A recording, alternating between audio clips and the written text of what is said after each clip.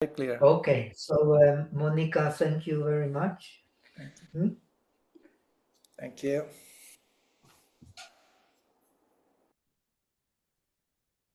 So at the moment we are learning the meditation on the breath, which is called Anapana Sati. Sati means is translated as mindfulness, and it is a key concept in the whole of Buddhist meditation. Actually, in Sanskrit, smriti means memory. Huh? So literally, it would mean the memory of ana, which means in breath, and apana, which means out breath. But memory, when we talk of memory in English, we are talking about something in the past. We remember something in the past. But here, in this technical term, it does not mean remembering something in the past, even though it is connected. It actually means remembering now. That's why in English they translate it as mindfulness. Remembering now means remembering with uh, firm attention. When the attention is firm, so we can check on yourself. This is very important. All meditation is based on this capability of keeping the attention stable. If the attention is not stable, it means that your mind is not vigilant.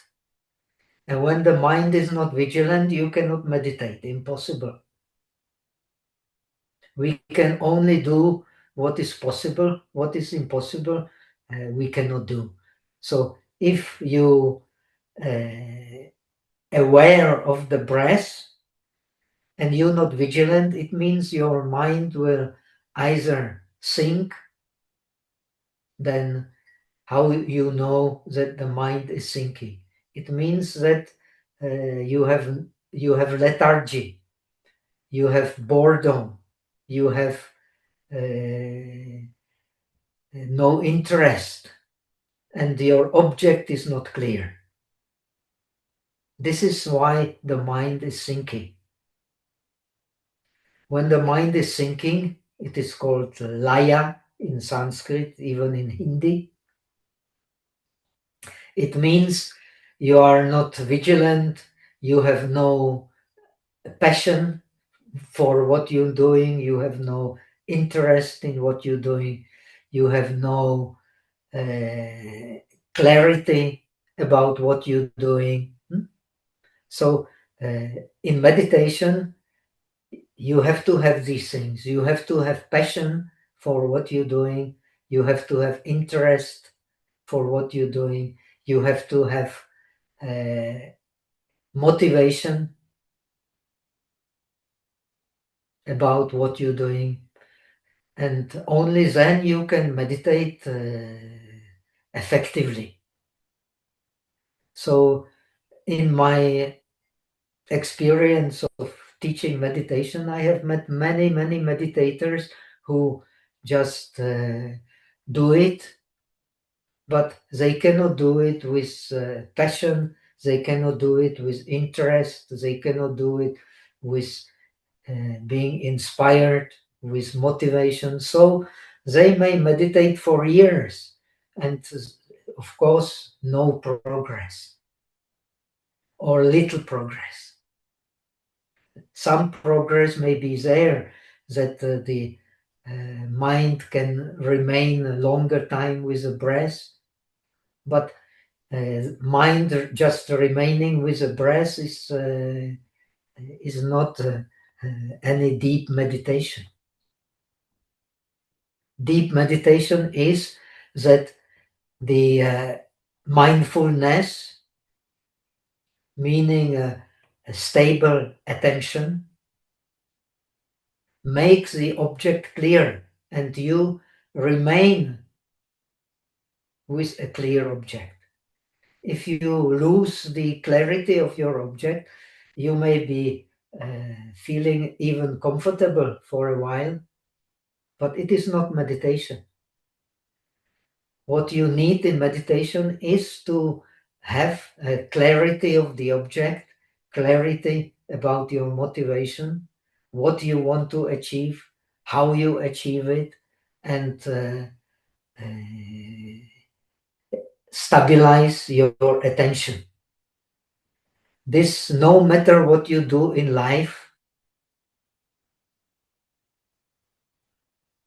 when your meditation, when your attention is not stable, it means your feeling is not stable, your perception is not stable.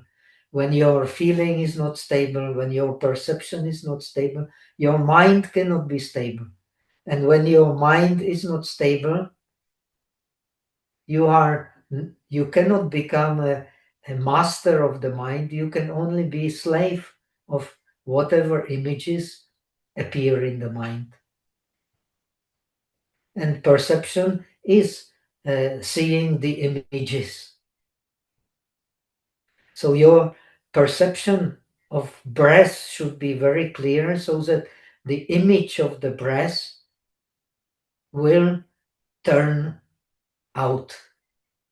If the perception is not clear, the image of the breath will not come out. And the image of the breath is the mental object of the breath. The body consciousness has no images. The visual consciousness has no images. The ear consciousness has no images. The images belong to the mental consciousness.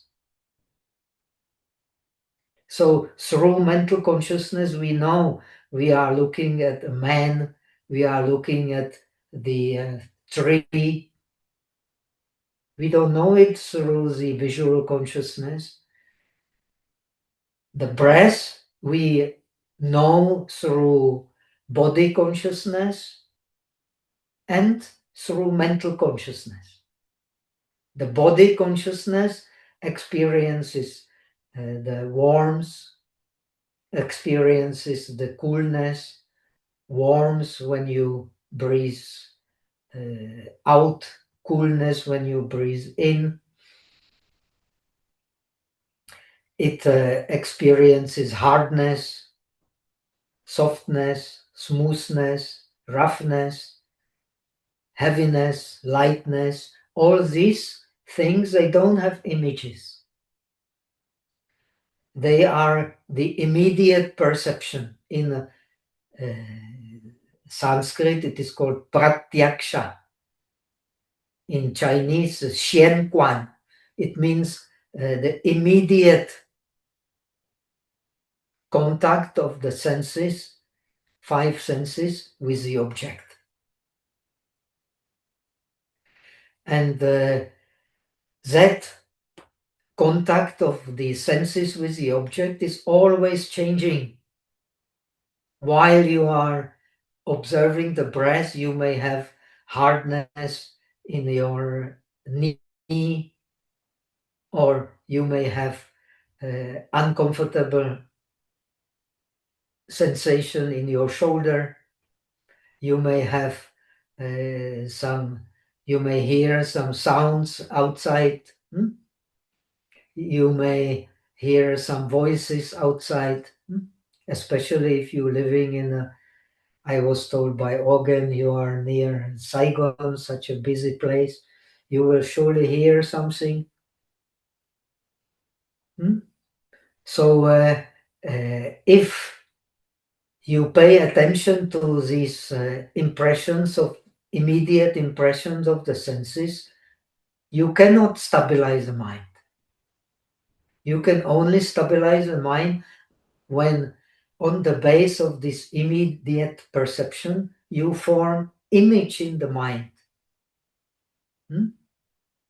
You form image in the mind. This is breath. The body does not know breath. It knows pushing. It knows vibration, but it does not know breath. The mental consciousness knows breath. And you stay with this impression of the mental consciousness and stabilize it. Then the impression of the five senses are fading away. Because you don't pay attention to them, you pay attention to the mental understanding. The mental touch with the object is always much more satisfying than the contact of the five senses.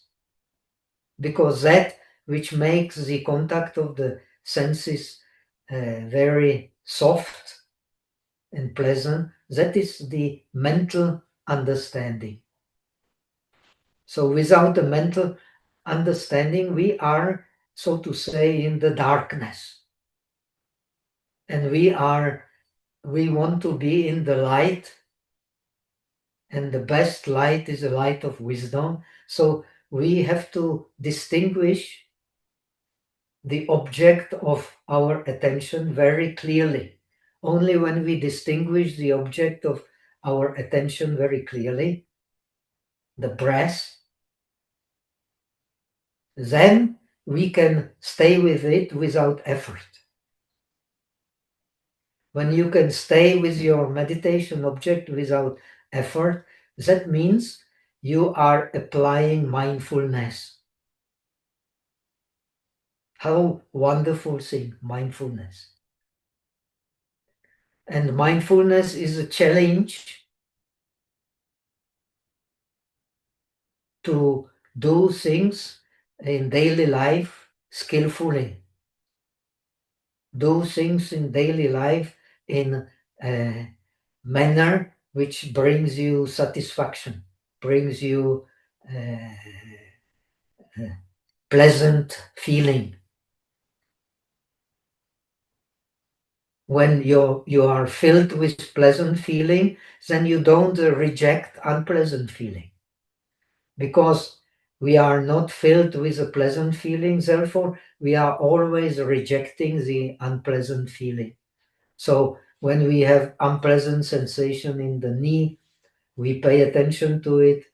When we pay attention to an object, a non-clear object becomes a clear object. Now, your job in meditation on the breath is to pay attention to the image of the breath, to the knowledge of the breath coming in and going out. That is your job.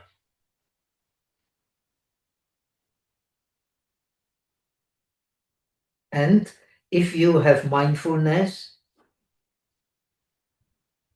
then this feeling, perception of the breath will become natural, smooth, harmonious. If you don't have mindfulness, you will find out by yourself, then your attention will be forceful, will not be continuous, and you will not feel pleasure meditating. If you don't feel pleasure meditating, of course you will start thinking about something else. This is a nature of the mind. When it does not find pleasant sensation in what it is doing, it will start thinking or hope to think about something else. And the Buddha explains very clearly, if you not mindful of the breath, you are not practicing meditation on the breath. Being mindful of the breath means you don't pay attention, you are aware of all other objects, sounds, sensations in the body, and so on, but you don't occupy your mind with them. You occupy your mind with the simple fact of breathing in and breathing out.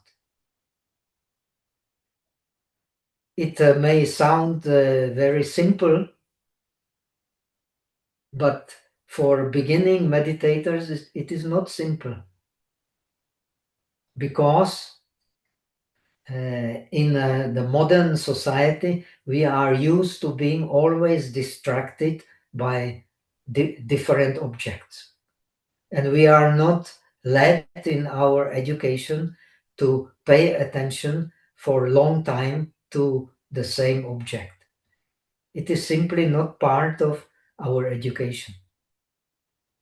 And because it is not part of our education, especially here in the Western culture, so we have to cultivate this ability. And the benefits of this ability is indeed great. When your attention is stabilized, you can stabilize the mind. When your mind is stabilized, your feelings, your perceptions, and whatever you do will be stabilized. No matter whether you're sweeping the ground in front of the house, or you cooking, or you meditating, whatever you do with a stabilized attention will make a great difference. And you have to feel this difference, meditate on this difference to become enthusiastic about meditation. We can only succeed in that what we have interest for, we have desire for, we have enthusiasm for, we can use concentration for it. For that, we will develop then very deep, keen interest and also understanding. And ultimately, according to Buddhism, we are suffering, we are in distress, we are in tensions because of lack of understanding. And the beginning of understanding in Buddhism is mindfulness, the practice of mindfulness.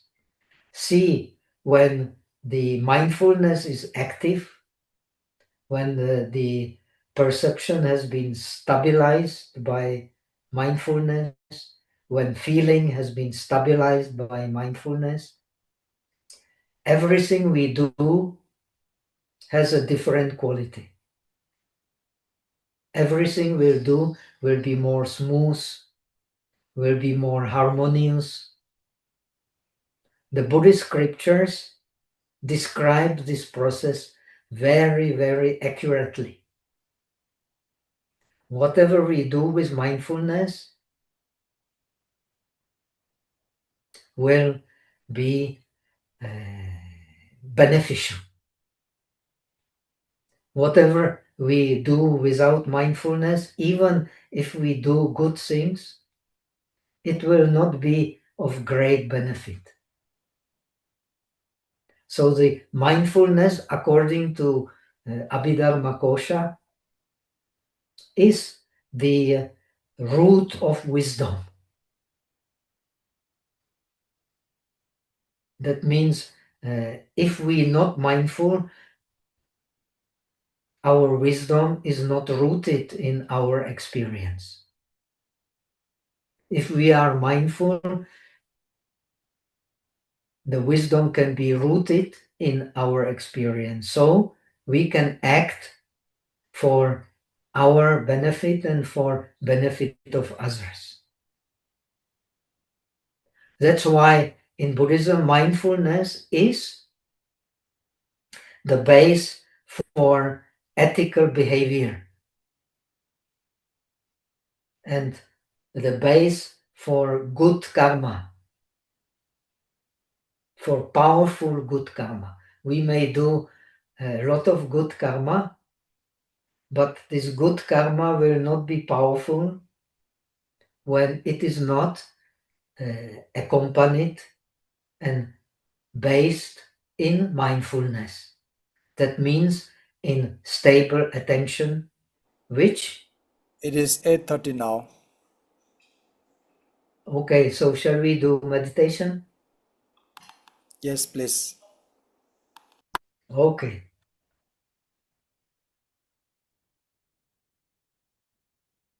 so let me sit on the cushion.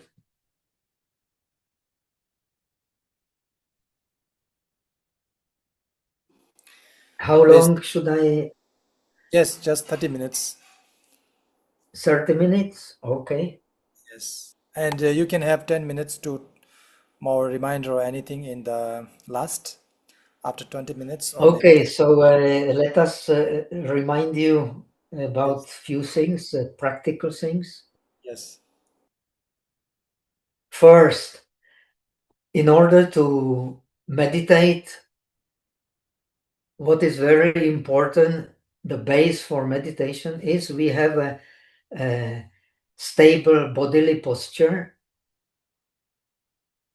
Stable bodily posture does not, we can even keep in standing, in sitting on the chair, sitting on the cushion. The stable meditation posture is the posture which makes your spine erect. Erection of the spine is a privilege of human beings. We became human because we have erected our spine. In our body, we are animals. We have 2 hands and 2 feet, just like animals have 4 legs. But we are privileged because we can erect our spine and sit with the erect spine, stand with the erect spine, walk with the erect spine, and even lie down with the erect spine. So this erection of the spine is the first instinct we learn as a small child. And when we are in meditation, this erection of the spine should lead to the firmness of the position. Firmness of the position depends on support. So we are using the 4 limbs, not like animals to crawl, but to support the erection of the spine. So the function of the legs and of the hands in meditation is to support the erected attitude of the spine. So you should, when you sit on the floor, you should sit on the cushion, support your body with the knees so that the knees are touching the ground, and help you to erect the spine so that optimally you are sitting on the 2 sitting bones. Sitting bones are the 2 triangular bones. Between them is a coccyx. When the two now I am almost 80. So when you become older, it's natural. You have tendency to bend, but best is if your 2 sitting bones are about the same distance from the center. Pay attention to it also while walking, while laying down. And the function of the hands is you put them either on the knees or put the one palm on the top of the other and the two thumbs together, so that you optimally, your bodily posture is supporting the rectitude of the spine. Then try to feel yourself if your spine is straight, how you breathe. If you bend the spine, how you breathe, how your vigilance is when your spine is erect, how your vigilance is when you bend the spine. We naturally, when we bend the spine, we have tendency for negligence. And the opposite of mindfulness is negligence. That's why mindfulness is the base for wisdom. When we meditate, we are learning not to be negligent. So the Buddha says the one moment of mindfulness is more valuable than 100 years without mindfulness. Very strong saying. And there is a saying in the Pali,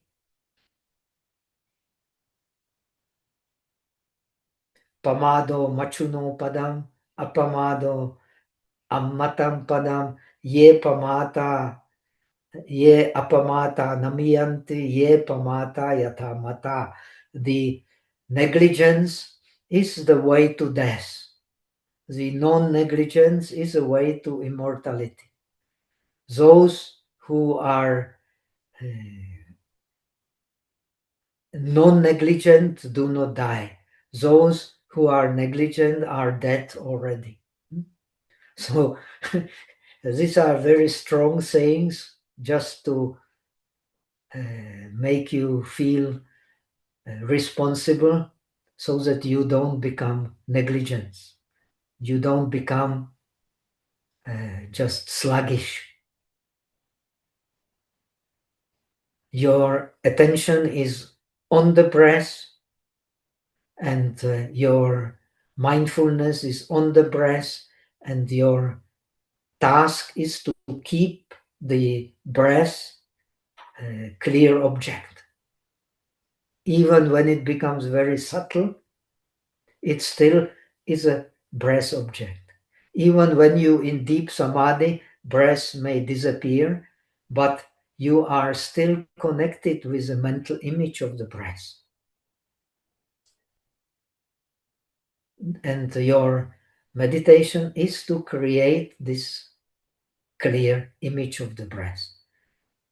As I said, body does not know breath. Body only knows hardness, softness, smoothness, roughness, heat, coolness. Mind knows the breath, and mind stays with the breath, stays with in-breath and out-breath at the place of the touch of in-breath, out-breath. Wherever you can feel it around the nostrils, relax in a stable bodily posture. Posture should be stable but still pleasant. And your occupation is to watch the in-breath and out-breath around the nostrils. You can close your eyes slightly if you still paying attention to outside colors. You better keep your eyes closed. The best is to keep your eyes slightly open.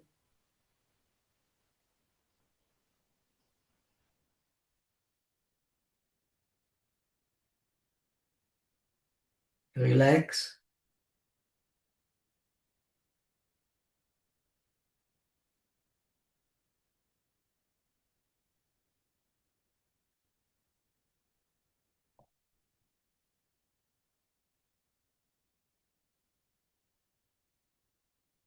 Your concern is to stay with the breath with stable attention, not to be distracted by other objects.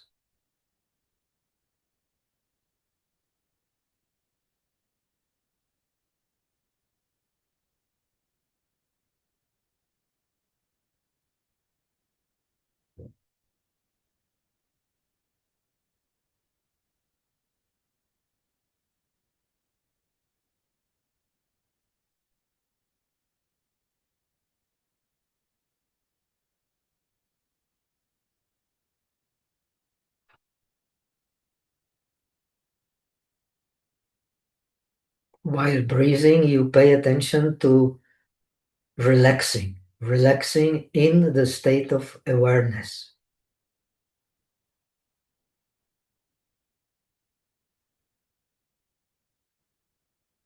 Remember, wherever you pay attention in your body, there the breath will go.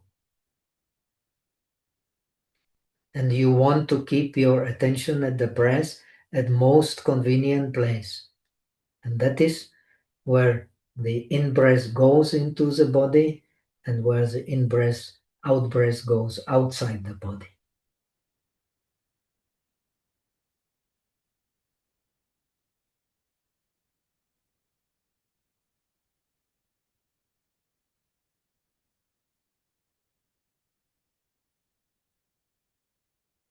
You feel the movement of the breath inside the body, but you pay attention to it at the entrance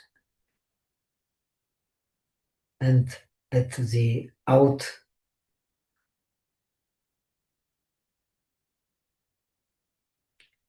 at the place where you feel in-breath and out-breath. Same place.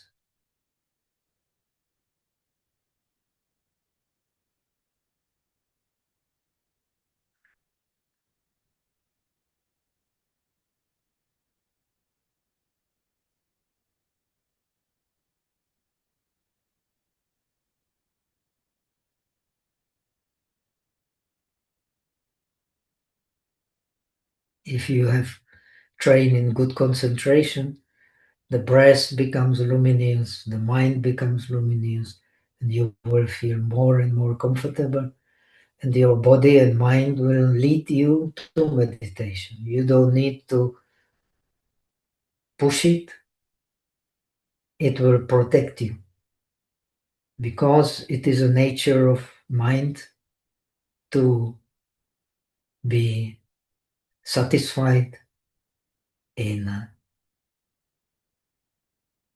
concentrated, mindful, and wise state of the mind.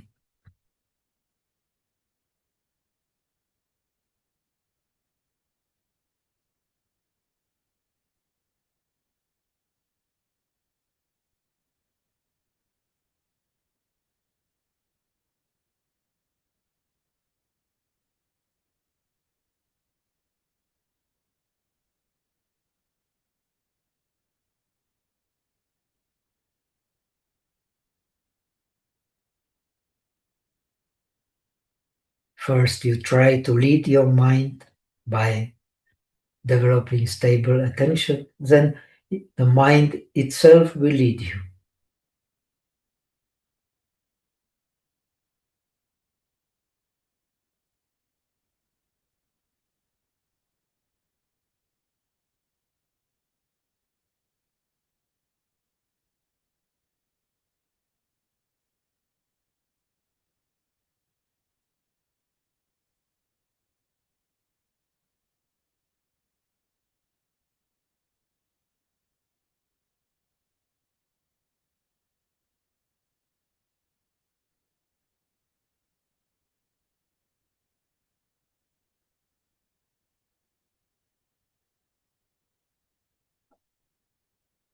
When the mind leads you,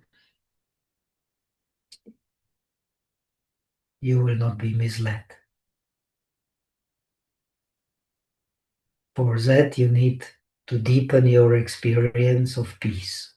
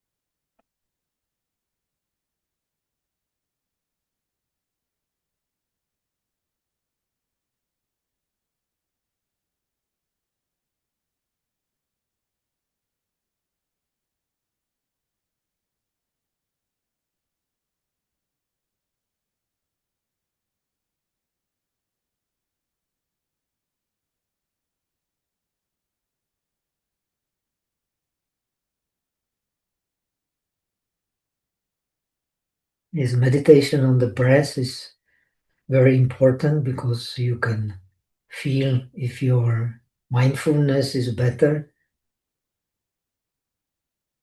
automatically your breath becomes more pleasant, soft, smooth, soundless.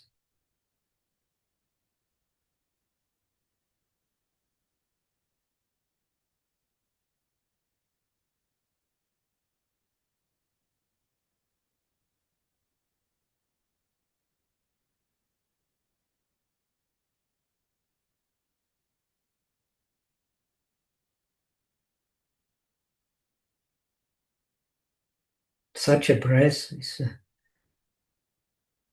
with such a breath, the one-pointed concentration becomes natural. And when one-pointed concentration becomes natural, this is samadhi. And in samadhi, the mind is in perfect balance. It has no tendency to sluggishness. It has no tendency to excitement. And this is the perfect composure of the mind. With this perfect composure of the mind, one can learn wisdom. And because we believe in Buddhism, it is ignorance which is a cause of our distress, and it is only wisdom of samadhi which can liberate us.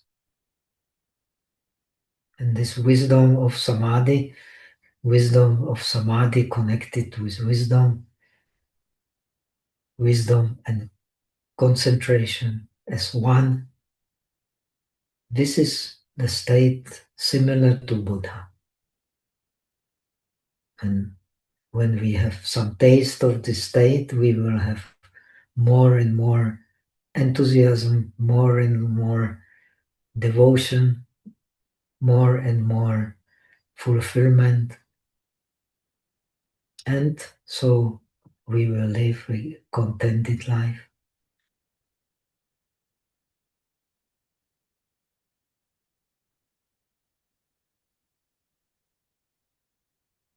Now the job is to mindfulness, this composure of the mind in whatever activities we are doing in daily life. We try to keep it. The others may be angry, we don't get angry. The others may be agitated, we don't get agitated. The others may worry, we don't get worried.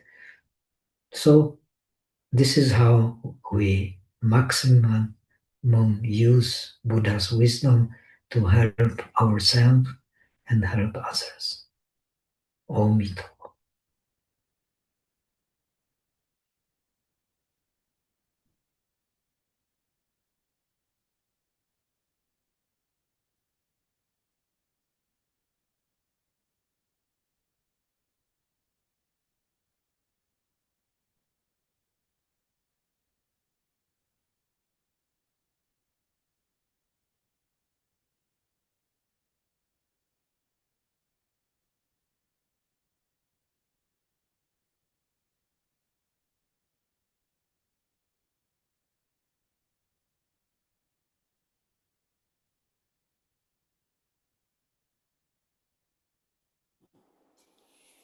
Okay, 5 minutes left.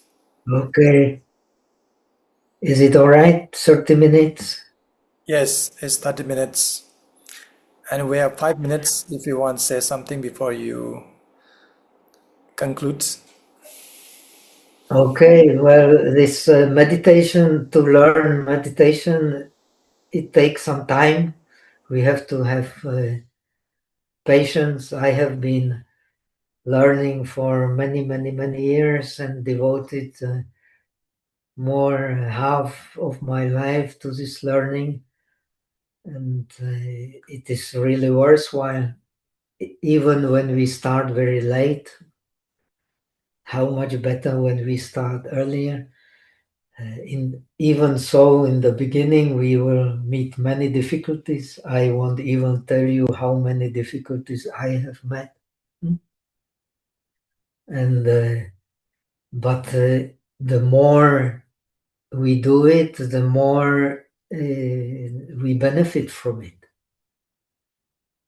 We not only benefit from our good deeds, but we also benefit from our bad deeds because we become more aware.